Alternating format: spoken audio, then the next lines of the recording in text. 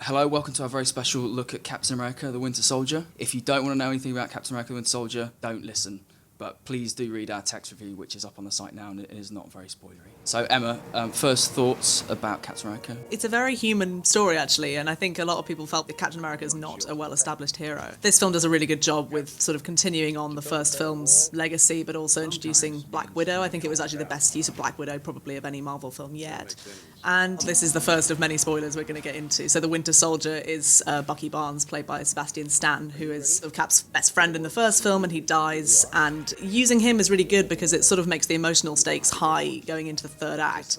And often you kind of get to the third act and it's just like, let's blow up New York for half an hour. And instead, actually, you're building to quite a big character-based conclusion. I don't know if Joss Whedon had any guiding hand on this, but I thought that it was very funny. The Russos did a good job. I thought it was a big improvement on the last movie, which I wasn't a particularly big fan of. When you measure it next to Iron Man 2 and Thor 2, I think it's probably a better direct Marvel sequel. The use of Robert Redford is interesting because it's got this kind of political, paranoid thriller sort of angle to it. I don't know if that was an intentional nod to that genre, having him in as this sort of shadowy figure who I think we can say is a really, really bad guy. He's the most obvious bad guy ever. It's like, when you have someone in the movie that well known and they kind of don't do much to start with, you know, yeah, okay, this is what you're here for. Yeah, there's going to be a twist with that. What about the action scenes? What do you think of those?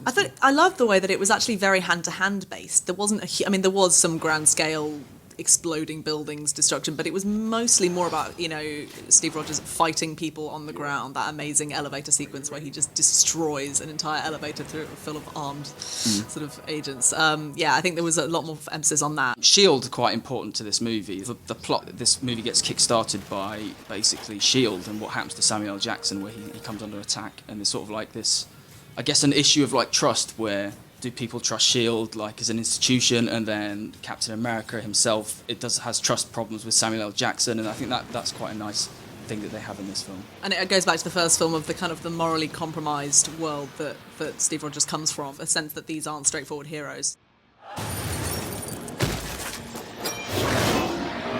Okay, that's all from us. Thank you for listening. Leave your comments below and enjoy Captain America.